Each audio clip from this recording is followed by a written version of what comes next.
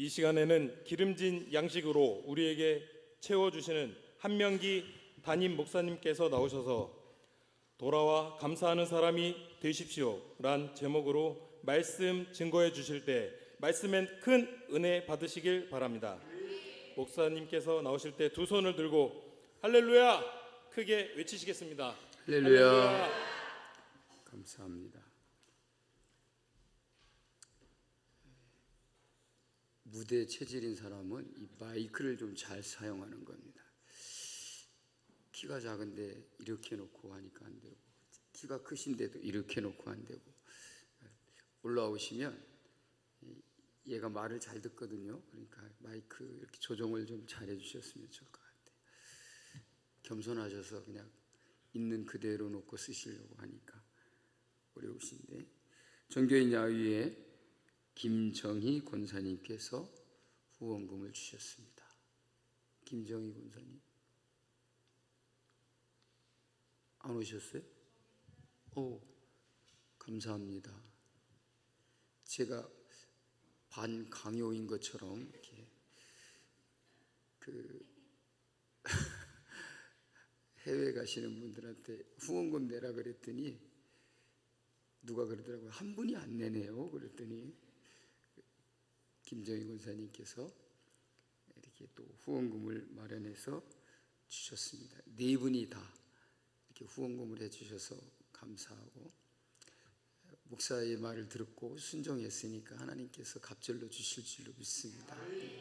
또 우리 전교인 야외가 더 풍성하고 더 좋은 야외가 되도록 귀하게 사용될 줄로 믿습니다. 오늘 그런 얘기를 들었어요. 경품이 처음에는 안 들어왔다고 막 그러더니 지금은 너무 많이 들어와가지고 개수를 세알릴 수가 없다고 그러더라고요. 그냥 조금 부풀려서 한 얘기고요. 그래서 제가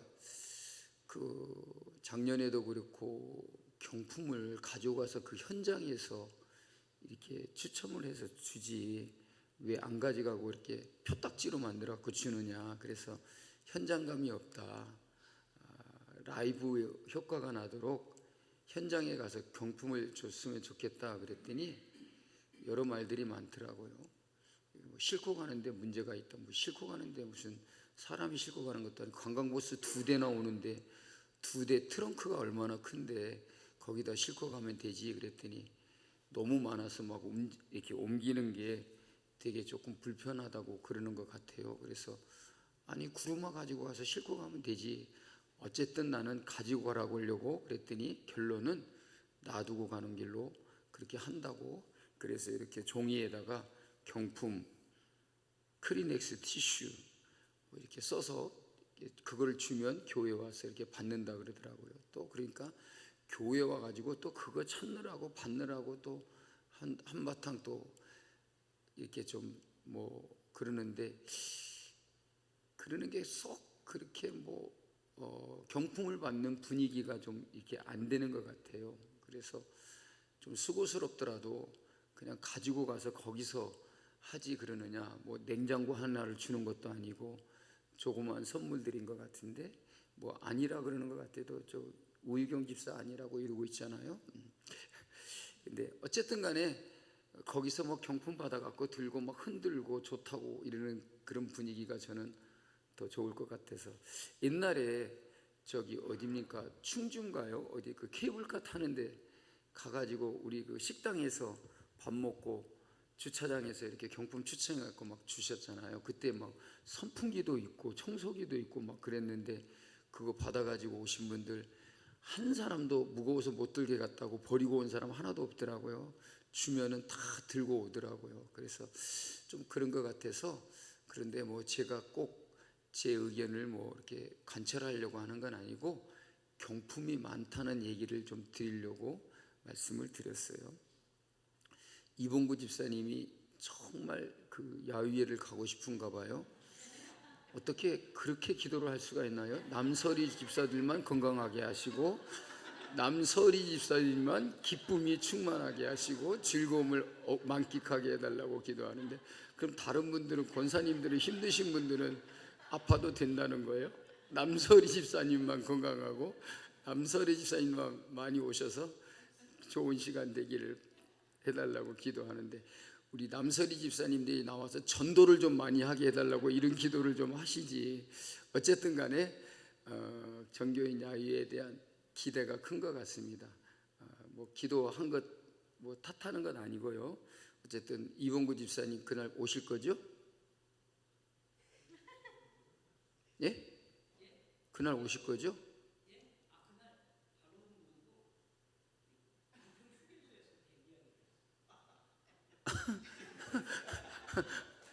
뭐라 그러는 거예요? 못 오겠다는 거예요? 오겠다는 거예요? 오신대요? 예? 아,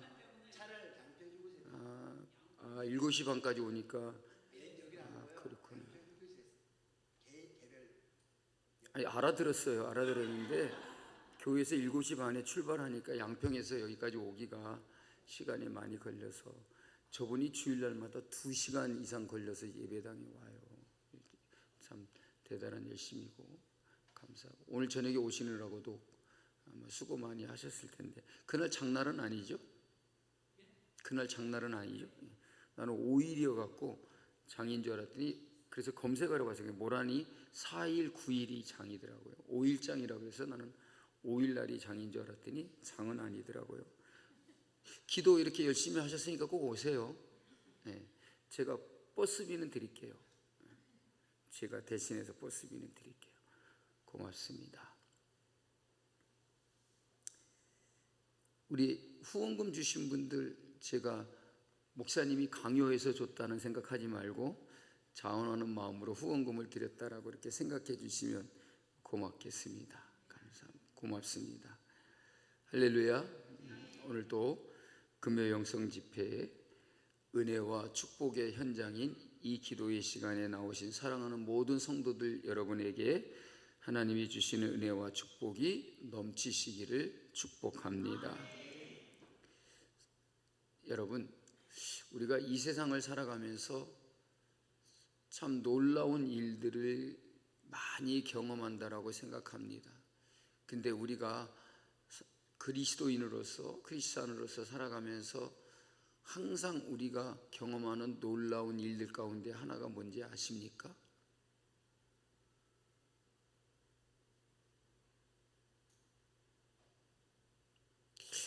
놀라운 일이 별로 없는 것 같은데 무슨 말씀 하시는 거지? 이렇게 생각하시는 건 아니겠죠?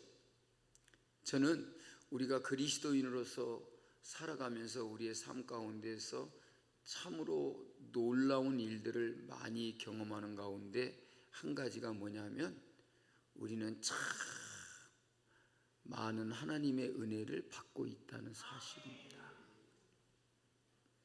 동의하십니까? 우리가 살아가면서 참 많은 하나님의 은혜를 받고 있다는 사실을 우리는 인정하지 않을 수 없습니다.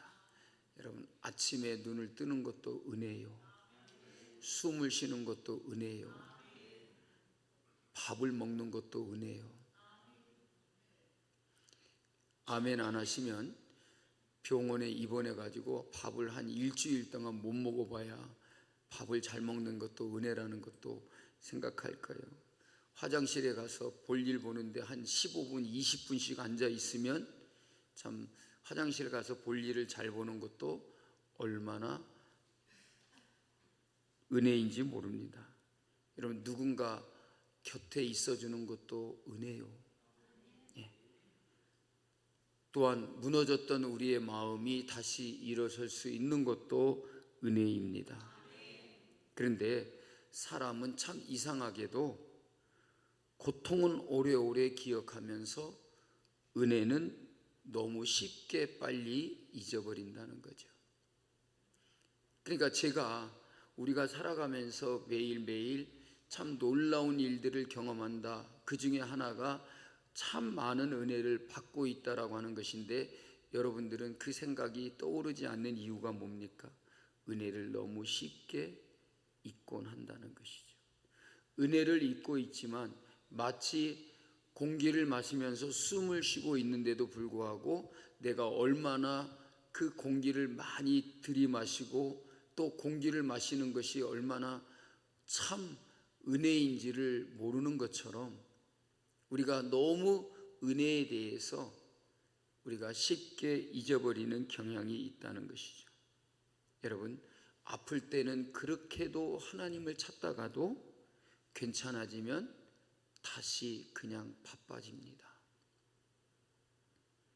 바쁜데 기도할 틈이 어디 있어? 한번 아파보세요.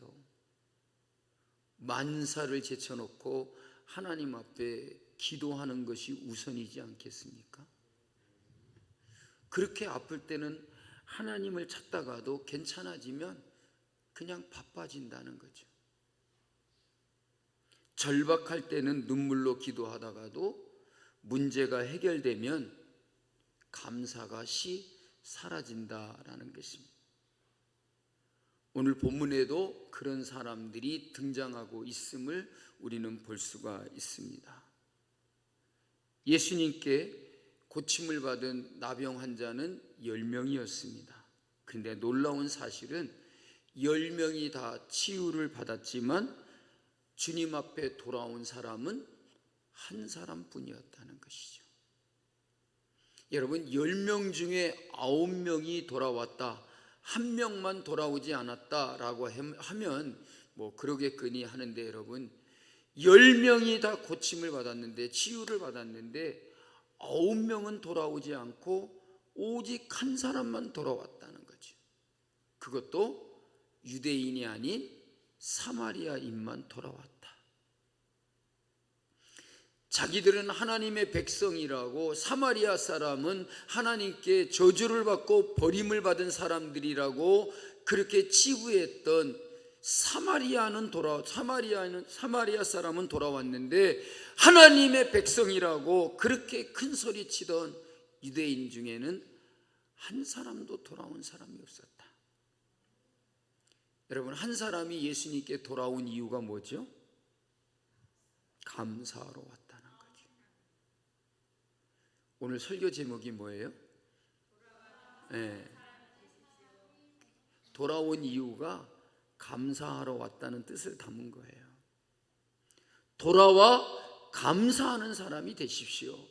하나님의 은혜를 입었으면, 하나님의 은혜를 받았으면 돌아와 예수님께 감사하는 사람이 되라. 근데 왜 돌아오지 않았을까요? 그 은혜를 크게 그렇게 마음에 두지 않았다는 것이죠. 치유받았다라고 하는 기쁨과 치유받았다라고 하는 그 감격만을 가지고 있었지, 자기의 그 문둥병이 고침을 받았다라고 하는 은혜에 대해서는 전혀 생각지 않았다는 거죠. 우리가 살아가면서 하나님의 은혜를 입어 우리의 인생의 모든 문제가 해결되고 우리의 어려움이 해소되고 아픔이 치유되고 이런 놀라운 기적과 같은 일이 있을 때에 우리는 그것에만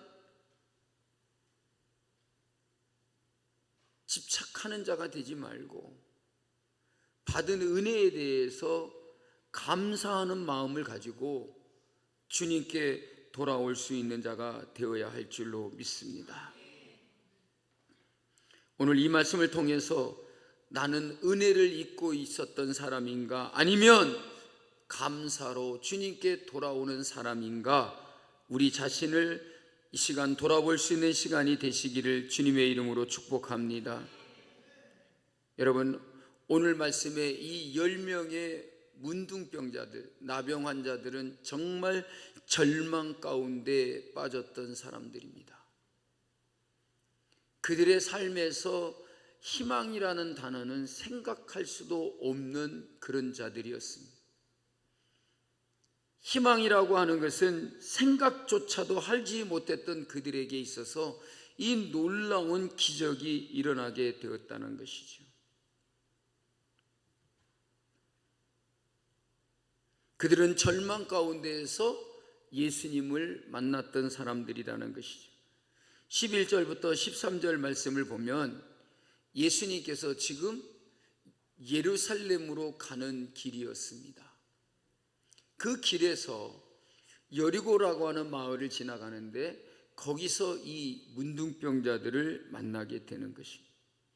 예수님이 여리고로 오시는 것이 아니라 예루살렘으로 지나가시는 길에 그곳에서 이 문둥병자들이 예수님을 만나게 되었다는 것입니다. 그러자 이 문둥병자들이, 나병 환자들이 멀리 서서 외쳤습니다. 가까이 다가갈 수 없는 처지였습니다. 문둥병자들은 자기 자신에게 가까이 누구가 다가오면 자기가 외쳐야 했습니다. 자기가 문둥병자인 것을 표현해야 됐습니다. 부정하다, 나는 부정하다 라고 이렇게 외치면서 사람들이 자기에게 가까이 다가오는 것조차도 막아야 했습니다. 그러니까 예수님이 지나간다라고 하는 말을 들어도 가까이 다가갈 수가 없었습니다. 그래서 어떻게 합니까? 멀리 서서,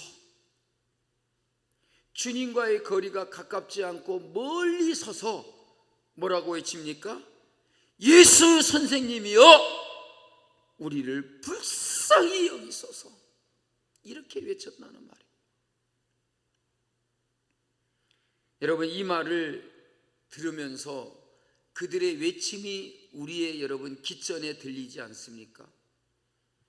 그 소리를 정말 내 마음속에 들리는 것처럼 느껴졌을 때 여러분 어떤 마음이 듭니까? 얼마나 절박했을까, 얼마나 간절했을까, 얼마나 처절한 마음을 가지고 외쳤을까. 우리는 그런 마음이 느껴져야 돼요. 가까이 다가가지도 못하고 멀리 서서 그렇게 큰 소리로 외쳤다라고 하는 그 외침을 들을 때에 참 안 됐다, 너무나 절박하구나.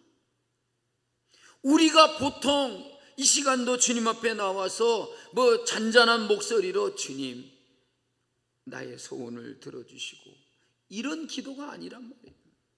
우리가 평상시에 지금 우리가 드리는 그런 기도와 간구와 같은 것이 아니었다는 말입니다. 여러분, 그들의 마음이 느껴지십니까? 여러분, 그들이 앓고 있는 이 나병은, 문둥병은 고칠 방법이 없었습니다. 누구도, 어떤 의원도, 어떤 병원에 가서도 고침을 받을 수가 없는 병이었습니다.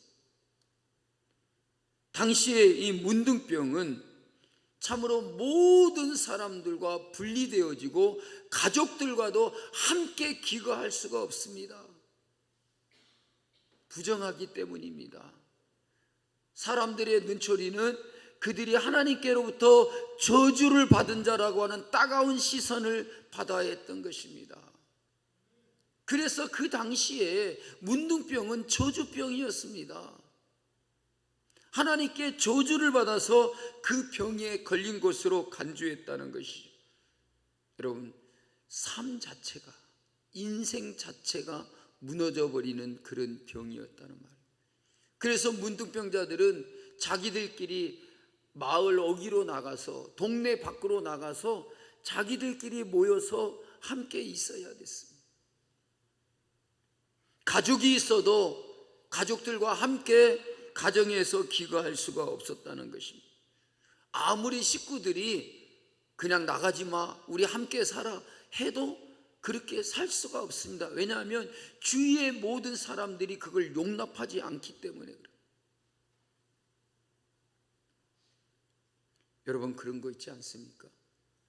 우리 동네에 장애우 무슨 시설이 들어온다든지, 우리 동네에 어떤 그런 무슨 요양원이 들어온다든지 막 그러면 반대를 하잖아요. 왜? 땅값 떨어지고 집값 떨어진다고.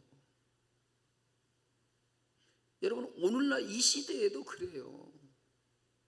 옛날에 그랬잖아요. 저기 분당에 우리 성도님 중에 누가 살고 있는 동네 그 지나가는데 그 옆에 무슨 학교 있죠. 그 장애우들 학교거든요. 길 건너편에 그 마을 마을 아파트 단지에 들어온 것도 아니고 길 건너편에 들어오는데 그거 못 짓게 하려고 막 주민들이 나서서 반대하고 그 공사를 못하게 막았잖아요.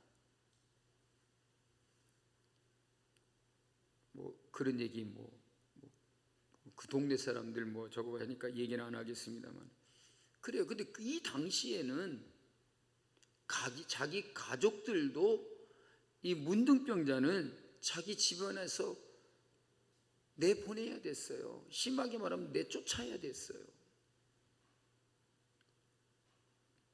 그러니 여러분, 그들의 심정이 얼마나 절박했겠습니까? 하루하루가 산다는 자체가 고통이고 괴로움 속에 살았던 것입니다. 그러니까 간절한 마음으로 외쳤지요. 절박한 심정을 가지고 주님께서 고쳐주셔야만 된다라고 하는 심정으로 그렇게 소리쳐 주님을 불렀던 것입니다. 여러분, 병으로 몸만 아픈 것이 아니었습니다. 마음도 무너졌습니다. 모든 관계도 끊어져 버렸습니다. 희망도 사라졌습니다. 그런데 그 절망의 자리에 누가 오셨습니까? 주님이 찾아오셨어요. 그 절망의 자리에 누가 지나가십니까? 예수님이 지나가셨다. 사랑하는 여러분, 예수님은 오늘도 우리의 절망의 길을 지나가시는 분이십니다. 사람들이 외면한 자리, 눈물 숨기는 자리, 상처로 웅크린 자리에도 주님은 지나가신다는 말. 오늘 혹시 우리 가운데도 겉으로는 웃고 있지만 속으로 무너진 분이 계십니까? 경제적인 문제로 지친 분들, 관계 때문에 눈물을 흘리고 계신 분들, 몸과 마음이 병든 분들이 계십니까? 주님은 오늘도 그런 우리의 곁을 지나가신다는 것입니다. 그러면 여러분, 우리는 어떻게 해야 되겠습니까? 지금 이 시간도 우리는 그 주님을 향하여 외쳐야 합니다. 주님을 불러야 합니다. 주님께 간절히 호소해야 됩니다. 예수님, 우리를 불쌍히 여기소서. 주님, 나를 고쳐 주옵소서. 주님, 나의 상한 마음을 어루만져 주시옵소서. 싫으십니까? 왜 아멘을 안 하시죠? 나는 괜찮아 그러시는 겁니까? 여러분, 우리도 예수님이 지나가실 때, 우리의 그 절망의 자리를 지나가실 때에 주님을 불러야 하고 주님께 외쳐야 하고 주님께 고하여야 될 줄로 믿습니다. 왜? 주님은 그런 우리를 그냥 지나쳐 가시는 분이 아니시라는 사실입니다. 어느 권사님이 큰 수술을 앞두고 병실에 입원해 계셨습니다. 가족들도 울고 있었고 본인도 두려움에 떨고 있었습니다. 그때 목사님이 그 권사님에게 물었습니다. 권사님, 지금 권사님에게 가장 필요한 게 무엇입니까? 그렇게 물었더니 권사님이 울면서 이렇게 말했다고 합니다. 목사님, 다른 그 어떤 것보다도 저에게는 하나님이 저를 잊지 않으셨다라고 하는 확신이 필요합니다. 하나님께서 나를 잊지 않으셨다는 확신이 내게 필요합니다.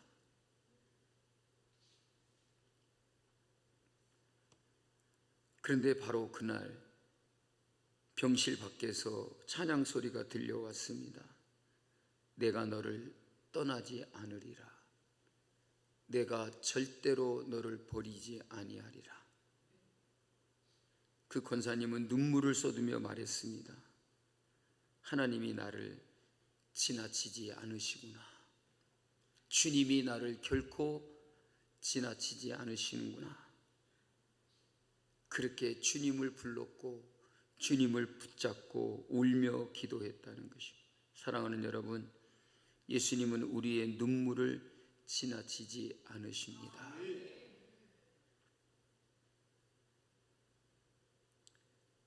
오늘 김미선 집사님이 안 오셨네요. 네? 어디 계세요?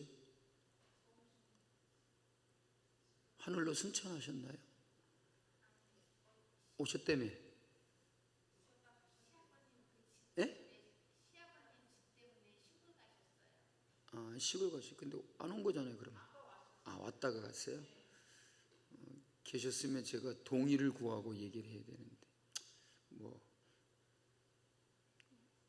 따지러 와도 상관없어요. 제가 얘기할게요. 집사님이 계속 우시는 거예요. 뭔 일인가 그랬더니, 토요일 날도 이렇게 주보를 접으러 오시잖아요. 어느 날은 주보를 접으시다가, 사무실에서 주보를 접다가 카페로 막 나가셔서 카페에서 막 눈물을 흘리고 울고 계시는 거예요.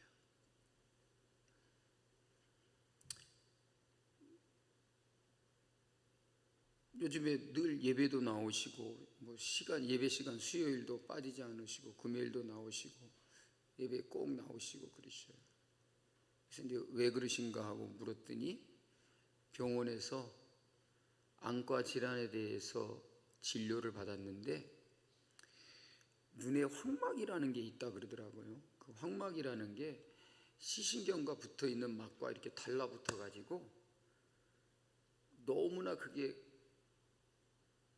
밀착되어서 붙어 있어 갖고, 그 확막이 떨어지는 순간 그 시력을 이렇게 보게 하는 그 막이 이렇게 같이 떨어져 버린다는 거예요. 그러면 실명을 하게 된다는 거예요. 근데 의사가 하는 말이 그럴 가능성이 90% 이상이다 그래요. 그래서 이제 아마 마음에 되게 부담이 되셨나 봐요. 그러니까 그걸 생각하면 계속 우시는 거야. 눈이 그러시다 그러니까 또 계속 우시는 거예요. 그래서 제가, 집사님 기도 열심히 하시니까 하나님께서 좋은 길로, 내가 고쳐준다는 말은 못했어요. 하나님이 저에게 고쳐주겠다는 말씀을 안 하셔서 좋은 길로 인도해 주실 거예요. 그래가지고 제가 그러지 말고 큰 병원에 가보시라고, 그래서 분당 서울대병원이라도 가서 의사의 그 소견을 받아가지고 분당 서울대병원에도 가보시라고 그랬더니, 그 의사가 너무 확신 있게 얘기한다는 거예요. 왜? 이건 절대로 회복이 불가능하다. 이건 뭐 90% 이상이 실명할 그런 가능성이 크다라고 그렇게 얘기를 한다는 거예요. 그런데 수요일 날 와갖고 예배 끝나고 나가는데 활짝 웃으시는 거예요. 왜 그랬겠어요? 좋은 소식을 들었겠죠. 그래서 제 말을 듣고서 분당 서울대병원을 갔대요. 그랬더니 서울대병원에서 하는 말이, 의사 선생님이 말하기를 크게 염려하지 마세요. 그러지 않을 겁니다.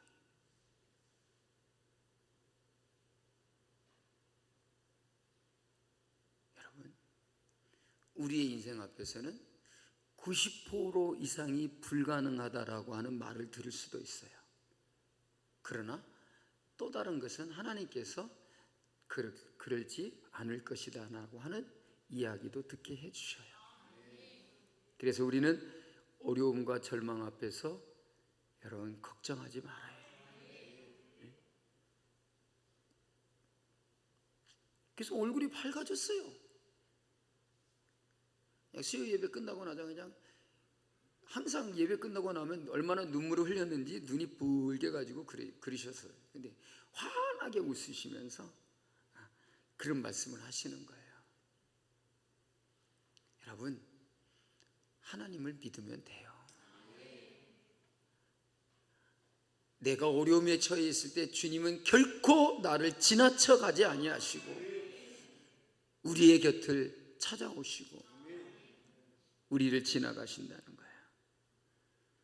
이 권사님이 나를 지나치지 않으시는 하나님을 분명하게 확신했던 것처럼 주님은 오늘도 우리의 눈물을 지나치지 않으실 줄 믿으시기를 바랍니다.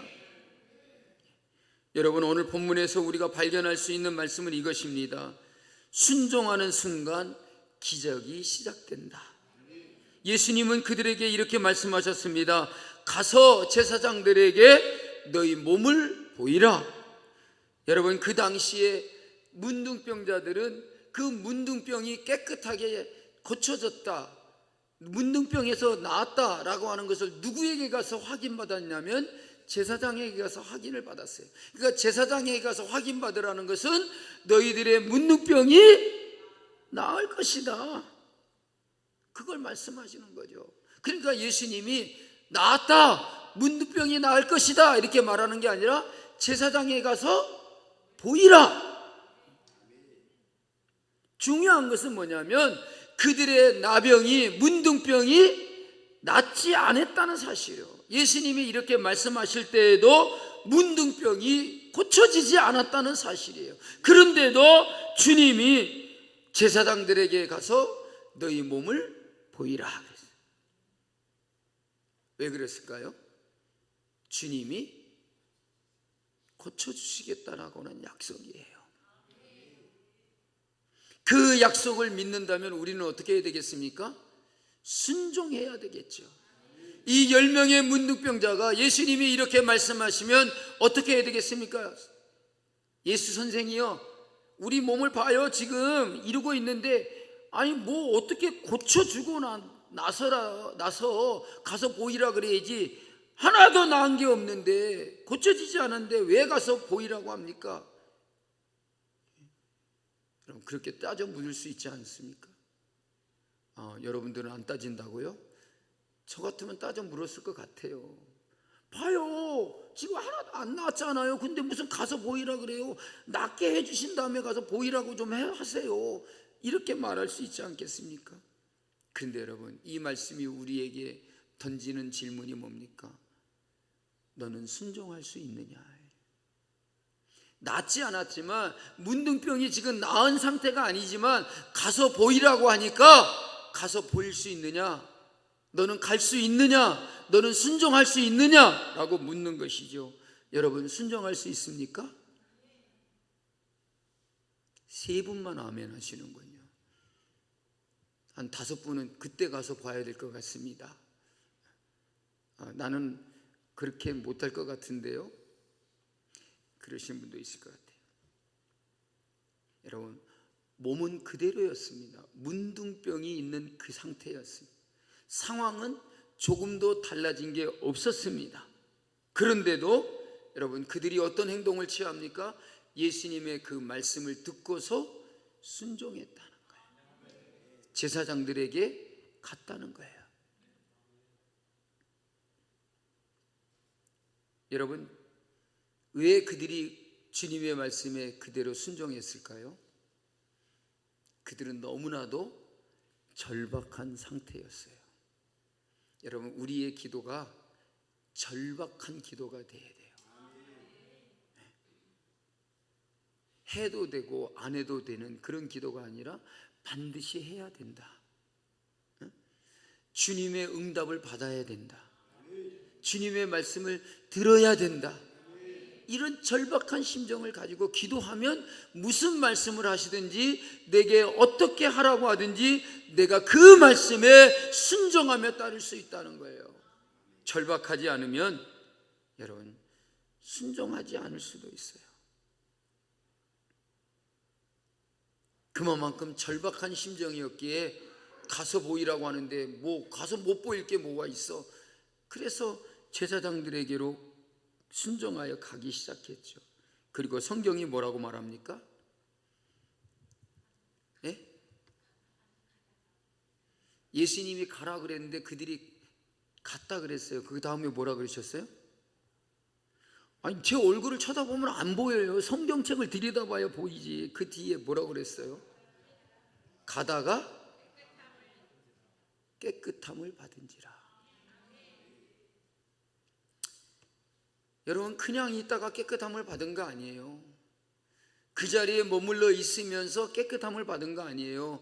가서 보이라 그러니까 가다가 깨끗함을 받았다. 여러분, 그냥 깨끗해진 게 아닙니다. 가다가 깨끗함을 받았습니다. 순종하는 가운데에 기적이 일어났다는 말입니다. 여러분, 우리의 모든 기적은 순종에서부터 시작된다는 사실을 믿으시기를 주님의 이름으로 축복합니다. 모든 것이 다 해결된 후에 움직이는 것이 아니라 주님의 말씀을 믿고 움직일 때에 기적이 일어난다. 순종할 때에 하나님의 역사가 임하게 된다는 말입니다. 어떤 분은 이렇게 말합니다. 다 해결되면 헌신하겠습니다. 형편이 좋아지면 기도하겠습니다. 마음이 편해지면 예배 잘 드리겠습니다. 여러분, 하지만 믿음은 완벽한 상황을 기다리는 것이 아니라 보이지 않아도, 나타나지 않아도 걷는 것입니다. 가라 하시면 가는 것입니다. 느껴지지 않아도 순종하는 것이 바로 믿음인 것입니다. 보여주시기만 하면 내가 얼마든지 하겠습니다. 그게 믿음이 아니라 보이지 않아도, 느껴지지 않아도, 형편이 달라지지 않아도 여러분, 주님의 말씀에 따라서 걷는 것입니다. 여러분들에게 이런 믿음이 있기를 주님의 이름으로 축복합니다. 어느 농촌 마을에 오랫동안 가뭄이 들었습니다. 그래서 온 마을 사람들이 기도회를 갖고자 했습니다. 그래서 마을 사람들이 교회에 모여서 비를 내려달라고 기도를 했습니다. 그런데 그 자리에 한 아이가 우산을 들고 왔습니다. 그러자 어른들이 웃으며 말했습니다. 얘야, 우산은 왜 가져왔니? 비도 안 오는데. 그러니까 아이가 이렇게 대답을 합니다. 오늘 하나님이 비를 내려주실 거잖아요.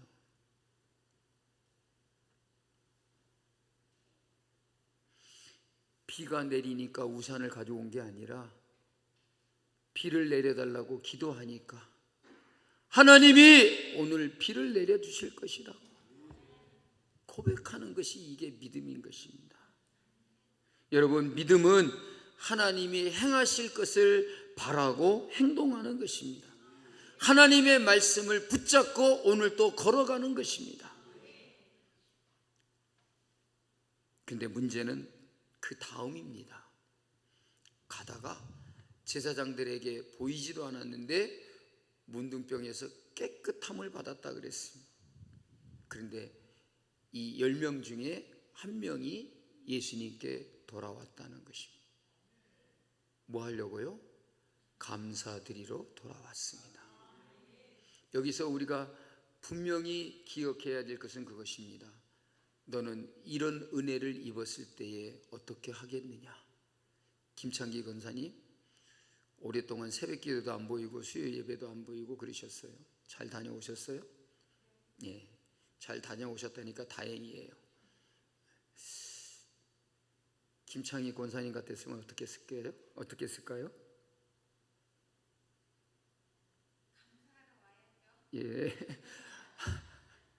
와야지요가 아니라 감사하러 왔을 거예요. 이렇게 얘기해요. 그 말이 그 말인가요?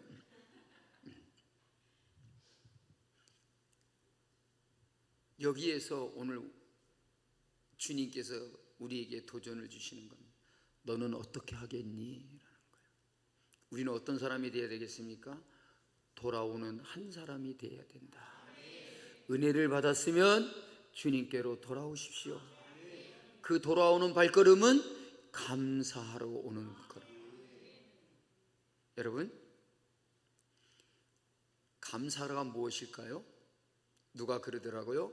감사란 은혜를 완성하는 것이다. 여러분, 우리가 은혜를 입었으면 감사해야 됩니다. 왜냐하면 그 감사는 내가 받은 은혜를 완성하는 것이라는 거죠. 결론적으로 말하면 9명은 은혜를 받고 돌아오지 않았습니다.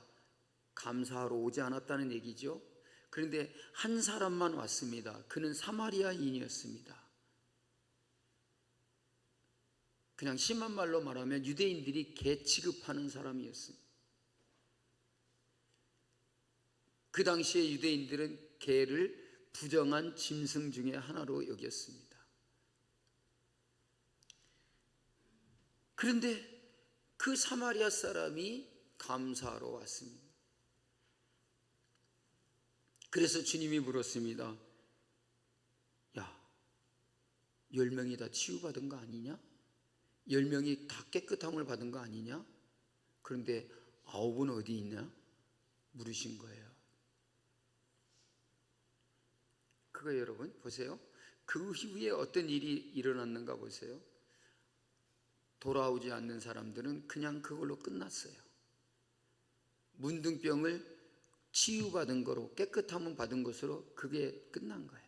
근데 이 사마리아는 문둥병에서 고침을 받았지만 그 후에 예수님께서 뭐라고 말하냐면 구원이 내게 이르렀느니라. 이게 은혜의 완성이라는 말이에요. 여러분, 하나님이 우리에게 은혜를 베풀어 주시는 것은 이 땅에서 잘 먹고 잘 살라고 은혜를 베풀어 주는 게 아니에요. 우리를 구원받게 하시는 거예요. 그 구원의 완성을 이루었다는 거예요. 병 고침을 받은 것으로 끝난 게 아니라 내게 구원이 이르렀느니라.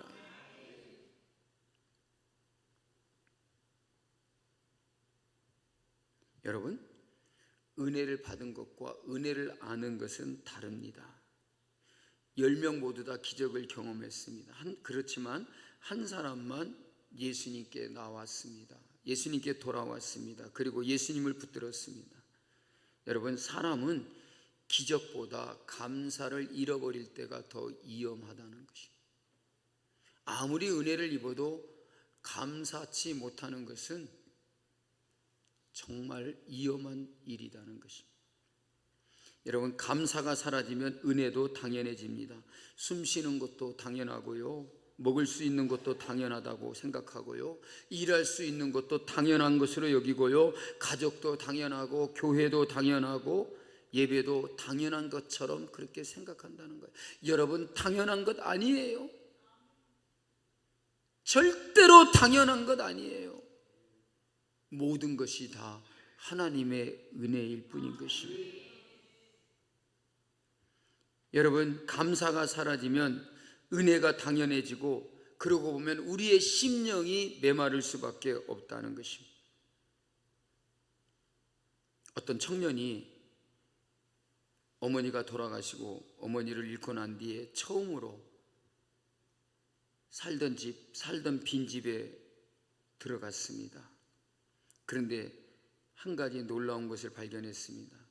식탁 위에 어머니가 살아계실 적 마지막으로 써놓은 메모지가 보였습니다.